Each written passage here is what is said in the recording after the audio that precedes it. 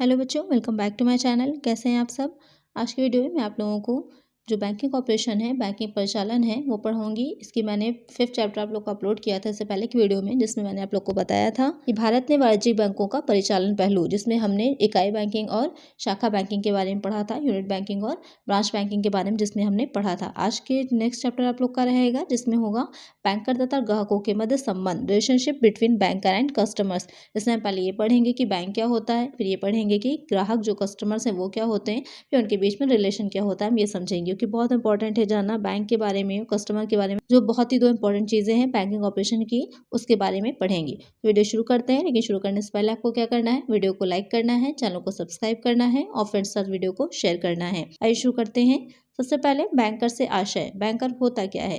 तो बैंक शब्द का यूज काफी टाइम पहले से होता आ रहा है। तो सबसे इंपॉर्टेंट ये हो जाता है कि इसकी शुरुआत कहाँ से हुई। तो इसकी उत्पत्ति जो मानी जाती है इटली के बैंको या फिर बैंक्यू या फिर बैंक का शब्द से मानी जाती है, और इन सभी का अर्थ क्या हो जाता है, बेंच से होता है। तो एक ये माना जाता था इटली में कि जो सराफ या महाजन होते हैं बाजार में बेंचों पर बैठकर मुद्रा के लेन देन का व्यापार क्या करते थे। वहीं से इसकी बात आई कि जो आप जहाँ पर मुद्रा का लेन देन होता है उस जगह को क्या माना गया, बैंक माना गया। तो यहाँ पर जो इसकी डिफिनेशन की अगर हम बात करते हैं तो किनले ने इसकी एक डिफिनेशन जो दी थी कि बैंक एक ऐसी संस्था है जो ऋण की सुरक्षा को ध्यान में रखते हुए ऐसे व्यक्तियों को रुपया उधार देती है जिन्हें उसकी आवश्यकता है और जो व्यक्तियों का अतिरिक्त रुपया अपने पास जमा हेतु लेती है। सिंपल से आपको पता ही होगा, बैंक का जो मेन काम होता है, प्राइमरी वर्क होता है, यही होता है कि जमाओं को लोगों से स्वीकार करते हैं। आप लोग क्या करते हैं, बैंक में अकाउंट्स खुलवाते हैं अलग अलग तरह के, वहाँ पर जाके अपने पास जो भी सेविंग्स होती है उसको डिपॉजिट करते हैं, जमा करते हैं। और बैंक क्या करता है, उन छोटी छोटी धनराशियों को एकत्र करके जो बड़े व्यापारी होते हैं उनको लोन के तौर पर देता है। यही हो जाता है, जिसके बदले आप जो धनराशि जमा करते हैं उसके बदले में आपको इंटरेस्ट मिलता है। जो वो लोन देता है बैंक जो व्यापारियों को, उनके बदले में उनसे इंटरेस्ट लेता है। तो यही बैंक का कार्य हो जाता है। आज के टाइम में तो बैंक के कार्य बहुत बढ़ चुके हैं। इससे पहले की वीडियो में मैंने आप लोग को बताया ही था कि कैसे जो है बैंक के कार्य बढ़े हैं। जो कारपोरेट गवर्नेंस की जो अब विचारधारा चल रही है उसके अकॉर्डिंग बैंक के कार्य बहुत से बढ़ गए हैं। क्रेडिट की सुविधा देती है, साथ ही जो है अलग अलग तरह के बिलों को भुगतान करने की सुविधा देती है, साथ ही इंटरनेट बैंकिंग है, मोबाइल बैंकिंग है। अब तो बैंक के कार्य बहुत ज्यादा बढ़ चुके हैं। तो जहाँ मेन बात करें तो मेन उसका काम यही था, लोगों से जमा स्वीकार करना और उस बड़े व्यापारियों को लोन के तौर पर देना। ये हो जाता है बैंक। अब समझ लेते हैं ग्राहक क्या होता है, कस्टमर्स क्या होते हैं। तो वो व्यक्ति जो बैंक में खाता रखने वाले या बैंकों से व्यवहार करने वाले व्यक्ति या संस्था को ग्राहक माना जाता है। जो भी व्यक्ति बैंक में अपनी धनराशि को रखते हैं, अपने सेविंग्स को रखते हैं या बैंक के साथ व्यवहार करते हैं, वो क्या हो जाते हैं, बैंक के ग्राहक माने जाते हैं। तो यहाँ पर जो ग्राहक होगा उसके बारे में कई तरह की विचारधाराएं, कई तरह की जो है थ्योरीज हैं। तो यहाँ पर जो पहली है अवधि सिद्धांत या निमित्तता सिद्धांत की विचारधारा है। इसमें माना गया था कि जो प्राचीन दृष्टिकोण है इसके अनुसार केवल एक बार लेन देन कर लेने से ही कोई व्यक्ति बैंक का ग्राहक नहीं बन जाता। अगर आपको कहीं से चेक मिला है, आपने एक बार जाकर डिपॉजिट कर दिया, तो आप क्या है, वहाँ बैंक के जो ग्राहक कस्टमर नहीं बन जाएंगे। तो उसके लिए क्या होगा, आपको एक बार नियमितता होनी चाहिए, लगातार आपको बैंक के साथ कनेक्शन हो, बैंक के साथ आपका सौदा होता रहे, तब आप जो है उसके ग्राहक माने जाएंगे। लेकिन जो प्रवृत्ति सिद्धांत की विचारधारा थी उनका मानना इससे थोड़ा सा डिफरेंट था। यहाँ पर उनका कहना था कि खाते में वास्तविक व्यवहार करने की अवधि पर ध्यान नहीं दिया जाता, पर कोई व्यक्ति ग्राहक बने रहने की प्रति अगर बनाए रखता है तो उसके द्वारा कराई गई पहली जमा भी क्या हो जाएगी, उसको बैंक का ग्राहक बना देती है। लेकिन यहाँ पर जो आधुनिक सिद्धांत है वो ये मानता है ग्राहक होने के लिए अनेक बार लेन देन करना आवश्यक नहीं होता है। अगर आपने एक बार भी बैंक में जाकर अपने चेक का भुगतान किया है या चेक को से भुगतान लिया है तो भी आप बैंक के ग्राहक बन जाते हैं। तो ये 3 तरह की विचारधाराएं हैं जो ग्राहक के संबंध में हैं। फिर आते हैं अब कि बैंकर तथा ग्राहकों के मध्य संबंध क्या होता है, relationship between banker and customers. तो यहाँ पर बहुत ही इंपॉर्टेंट चीज़ है, ये बैंकर का मुख्य कार्य हो जाएगा धन को जमा करना अथवा उधार देना। और बैंकर अपने इन प्राथमिक कार्यों के अतिरिक्त आज के टाइम में अगर बात करें तो बहुत से कार्य करता है। जैसे ग्राहकों का भी करता है, एजेंट की तरह कार्य करता है, उसके ट्रस्टी की तरह कार्य करता है, उसका सलाहकार भी होता है। तो कई तरह की सेवाएं आज के टाइम में जो बैंक होगा वो अपने कस्टमर्स को प्रोवाइड कराता है। तो अगर आज की बात की जाए तो इसका जो बैंक का संबंध है ग्राहकों से काफ़ी विस्तृत हो गया है, काफ़ी डिटेल में अगर हम इसको समझें तो आप देख रहे होंगे फिगर कि सामान्य संबंध और विशेष संबंध 2 तरह के संबंध हैं।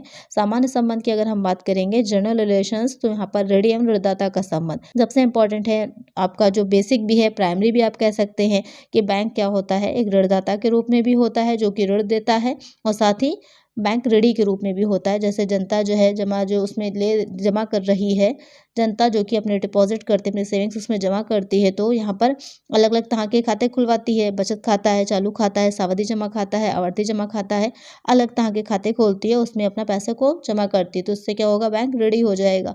और साथ ही जो लोगों को बैंक लोन के तौर पर दे रहा है, तो वहाँ पर बैंक ऋणदाता भी हो जाएगा। ये तो मेन आपका प्राइमरी संबंध है। उसके बाद आ जाता है अभिकर्ता एवं प्रधान का संबंध। यहाँ पर एजेंट की तरह भी होती है।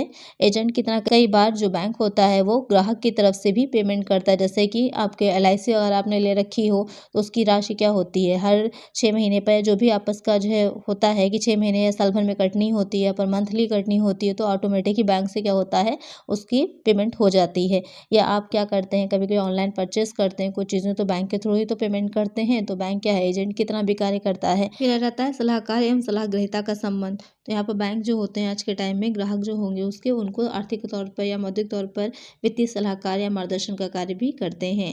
तो उन्हें यह बताना है कि कौन सी चीज़ें लाभप्रद है उनके लिए, कौन सी चीज़ें लाभप्रद नहीं है, कहाँ पर क्या कार्य करना चाहिए। आजकल बैंक म्यूचुअल फंड्स की भी सुविधा दे रहे हैं, जहाँ पर क्या होगा, एक आम व्यक्ति के लिए इन्वेस्टमेंट क्या होता है, कम जोखिम वाला हो जाता है, क्योंकि एक आम व्यक्ति इतनी जानकारी नहीं रखता है कि उसे कहाँ इन्वेस्ट करना है और कहाँ नहीं करना है।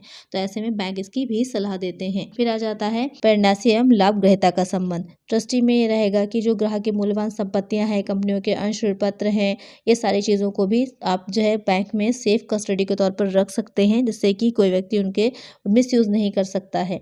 यहाँ पर क्या होगा कि वस्तुओं का स्वामित्व तो ग्राहक के पास ही रहता है, लेकिन बैंक क्या होगा, इसका ट्रस्टी बन जाता है और ग्राहक द्वारा मांगे जाने पर बैंक उन वस्तुओं को वापस लौटा देता है। फिर आ जाता है निक्षेपकर्ता एवं निक्षेप ग्रहीता का संबंध। तो जहाँ पर जो बैंक होता है वो ग्राहकों के मूल्य प्रपत्रों को, मूल्यवान वस्तुओं को, जैसे कि आपको नॉर्मली पता होगा कि ज्वेलरी वगैरह होती है, सब बैंक के लॉकर्स में रखी जाती है। तो यहाँ पर वो सारी चीज़ों पर जो स्वामित्व होता है वो ग्राहक का ही रहेगा, लेकिन अधिकार क्या होता है, बैंक के पास होता है, जिससे कि वो सुरक्षित रखी रहे। आवश्यकता पड़ने पर आप वहाँ से उन चीज़ों को ले भी सकते हैं। इसके लिए बैंक क्या होता है, आपसे इसका शुल्क लेता है। तो ये हो जाते हैं बैंक का ग्राहक के साथ सामान्य संबंध। अब आ जाते हैं विशेष संबंध। विशेष संबंध में क्या आ जाएगा, पहला हो जाएगा इसमें चेक भुगतान करने का दायित्व। तो आपको पता ही होगा कि जो आप अकाउंट्स खुलवाते हैं अपने बैंक में, तो आपको चेक बुक भी बैंक इशू करता है। तो अगर आपने किसी तरह का कोई चेक जो है लिख करके दिया है किसी दूसरे व्यक्ति को या बैंक को, तो वहाँ पर बैंक क्या होगा, बाध्य हो जाता है उस चेक का भुगतान करने पर, बशर्ते कि वो चेक सही ढंग से, सही तरह से लिखा गया हो। लेकिन यहाँ पर और भी कंडीशंस रहती हैं, जैसे कि अगर किसी व्यक्ति की मृत्यु हो जाती है तो बैंक जो है उस चेक का भुगतान करने से मना कर सकता है। साथ ही अगर आप चाहें तो आपने किसी दूसरे व्यक्ति को अगर चेक दिया है लेकिन फिर भी आप नहीं चाह रहे कि उसका भुगतान किया जाए, तो आप अपने बैंक को आदेश दे सकते हैं कि उस चेक का भुगतान ना किया जाए। ये सारी सुविधाएं बैंक के द्वारा दी जाती हैं अपने ग्राहक को। फिर आ जाता है खातों की गोपनीयता बनाए रखने का दायित्व। तो यहाँ पर एक विश्वासित संबंध होता है बैंक का ग्राहक के साथ या ग्राहक का बैंक के साथ, कि जो भी उसके खाते में कितना अमाउंट है, क्या चीज़ें हैं, वो किसी अन्य व्यक्ति को बैंक ना बताए, यानी कि उसके खाते की जो भी जानकारी उसको गोपनीय बना के रखे, गोपनीय रखे। तो ये भी बैंक का दायित्व होता है, या फिर आप कहें आपस में एक विश्वासित संबंध होता है ग्राहक और बैंक का। तो ये हो जाता है एक सामान्य और विशेष संबंध ग्राहक और बैंक के बीच में। अब आ जाते हैं बैंकर के अधिकार, राइट्स ऑफ बैंकर। तो हमने ये तो पढ़ लिया कि जो आपस में संबंध क्या होता है, लेकिन अब बैंक के भी कुछ अपने अधिकार होते हैं, कुछ राइट्स होते हैं। अगर वो कोई कार्य कर रहे हैं, व्यवसाय कर रहे हैं, कोई बिजनेस कर रहे हैं, तो उनका भी कुछ राइट्स होता है। अगर आपको कुछ सुविधा दे रहे हैं तो उसके बदले में उनको भी कुछ आप पर अधिकार होते हैं। तो क्या हो जाएंगे, तो आपको पहला, उनका जो पहला अधिकार होता है वो होता है ग्रहणाधिकार। ग्रहणाधिकार में रहता है कि कोई बैंक जो होगा वो आपने जो भी संपत्ति के बिहाफ पर ऋण लिया होगा, उस संपत्ति को तब तक अपने पास रखने के लिए बैंक का अधिकार रहेगा जब तक कि जो भी राशि होती है वो पूरी राशि आप बैंक में जमा नहीं कर देते हैं। तब तक वो आपके जो भी संपत्ति के बिहाफ पर ऋण दिया गया था, प्रतिभूति के बिहाफ पर, उस प्रतिभूति को अपने पास रख सकता है। यहाँ पर जो ग्रहणाधिकार है वो भी दो तरह का हो जाता है। एक हो जाएगा विशेष ग्रहणाधिकार, दूसरा हो जाता है सामान्य ग्रहणाधिकार। तो विशेष वाला जो होगा उसमें रहता है कि इसके अंतर्गत बैंक केवल उन वस्तुओं को ही रोक सकता है जिसके इनका जो ऋण की राशि से सीधा संबंध होगा, और किसी भी वस्तु को नहीं बैंक रोक सकता। लेकिन जो सामान्य ग्रहणाधिकार होता है वो सभी चल वस्तुओं को रोक सकता है। किसी चीज़ को रख करके अगर जो है ऋण नहीं लिया गया है, किसी चीज़ स्पेशल चीज़ को रख करके, मोर्टगेज को रख करके ऋण नहीं लिया गया है अगर, तो बैंक जितनी भी चल संपत्तियां सबको रोक सकता है। ये हो जाएगा सामान्य ग्रहणाधिकार। लेकिन इसके भी अपने कुछ अपवाद होते हैं। अपवाद में क्या आ जाएगा कि विशेष प्रयोजनार्थ जमाएं। अगर जो बैंक ग्राहक ने बैंक में किसी विशेष उद्देश्य से धनराशि धनराशि को जमा किया है तो उसको बैंक ग्राहकाधिकार की तरह यूज नहीं कर सकता। स्वच्छार्थ जमा, यदि ग्राहक ने सुरक्षा के उद्देश्य से बैंक के पास कोई चीज रखी, जैसे कि ज्वेलरी की अगर हम बात करें, फॉर एग्जाम्पल लें ज्वेलरी रखी है लॉकर में, तो वहाँ पर बैंक उस ज्वेलरी को नहीं रोक सकता किसी ऋण के लिए। फिर आ जाता है भूल से छोड़ी हुई वस्तु, अगर ग्राहक ने भूल से कोई वस्तु जो है गलती से उसकी छूट गई है बैंक के पास, तो बैंक उसे भी ग्राहकाधिकार के तौर पर नहीं रख सकता। विक्रयार्थ प्रतिभूतियां, ग्राहक ने बैंक के पास स्टॉक के माध्यम से कुछ प्रतिभूतियां हैं बिकवाने के लिए, सेल करने के लिए छोड़ी हुई हैं, तो उसको भी बैंक नहीं रोक सकता। फिर आता है जमा राशि पर ग्राहकाधिकार नहीं, बैंक जो होगा उसका ग्राहक की जमा स्वीकृति की प्रतिभूतियों पर किसी प्रकार का कोई भी ग्राहकाधिकार नहीं होगा। अपरिपक्व ऋण, अगर ग्राहक द्वारा जो भी ऋण लिया गया है उस ऋण का भुगतान करने की तिथि अगर नहीं अभी तक आई है, तो वहां पर भी जो प्रतिभूतियां होंगी उसको बैंक ग्राहकाधिकार के तौर पर नहीं रख सकता है। ये हो जाती हैं कुछ ऐसी स्थितियां, या इसके अलावा और भी स्थितियां आप लोगों ने पढ़ी होंगी, तो वो अपवाद की तरह होती हैं ग्राहकाधिकार में। फिर आ जाएगा उसके बाद प्रतिसाद या समायोजन का अधिकार। इसमें क्या रहता है कि सीधे से समझ लीजिए कि अगर आप हैं, आपके 2 अकाउंट हैं बैंक में, एक अकाउंट में 8,000 रुपये डिपॉजिट है और दूसरे अकाउंट में 19,000 रुपये क्रेडिट है, यानी कि आपने 19,000 रुपये दूसरे अकाउंट से निकाल रखे हैं और आपके जो दूसरा अकाउंट है उसमें जमा 8,000 रुपये हैं। तो बैंक यहाँ पर क्या कर सकता है, दोनों अकाउंटों को आपस में समायोजित कर सकता है और उससे जो 8,000 आपके जमा होंगे वो 19,000 का जो आपको जो देना है बैंक को उससे समायोजित कर देगा। तो अब आपको कितने रुपए बैंक को देना होंगे, 11,000 रुपये देना होंगे, क्योंकि 8,000 जो आपके दूसरे अकाउंट में जमा थे वो बैंक ने समायोजित कर दिया आपके उस ना जमा की हुई धनराशि से या उस ना जमा की हुई खाते की धनराशि से। तो बैंक ये प्रतिसाद समायोजन का अधिकार भी रखता है। फिर आ जाता है विनियोजन का अधिकार। इसमें क्या रहेगा कि ग्राहक ने बैंकर से एक से अधिक अगर ऋण ले रखे होंगे और अगर जो है ग्राहक के एक से अधिक खातों में बकाया शेष है और ग्राहक राशि का भुगतान करता है, तो ग्राहक को चाहिए या तो वो स्पेशली बता सकता है कि कौन सी राशि का या किस ऋण का वो भुगतान कर रहा है। अगर वो स्पेशली कोई ऋण का भुगतान का नहीं बता रहा है डिटेल में किस ऋण का भुगतान किया है, तो यहाँ पर बैंक चाहे तो जिस ऋण से संबंधित तो विनियोजन का अधिकार वो रखता है। फिर आ जाता है ब्याज एवं आकस्मिक प्रभार लगाने का अधिकार। तो ऐसी दिशा में क्या होगा कि बैंकर को ग्राहक को द्वारा दिए गए जो अग्रिमों पर ब्याज होगा, जो अग्रिम एडवांस राशि दी जाती है, तो वहां पर उस पर वो इंटरेस्ट लेने का गर्भित अधिकार रखता है कि वो इंटरेस्ट ले सकता है। आपने पढ़ा ही होगा कि जो है जो क्रेडिट कार्ड्स वगैरह होते हैं वहाँ पर आप एक्स्ट्रा राशि निकाल सकते हैं जितनी आपके अकाउंट में जमा होगी। इससे पहले के चैप्टर मैंने आपको पढ़ाया था, 2 तरह से होता है, नगद होती है, आपका अधिकर्ष होता है, कई तरह के जो है तरीके होते हैं। इससे पहले की वीडियो में मैंने आप लोग को पढ़ाया हुआ है वो।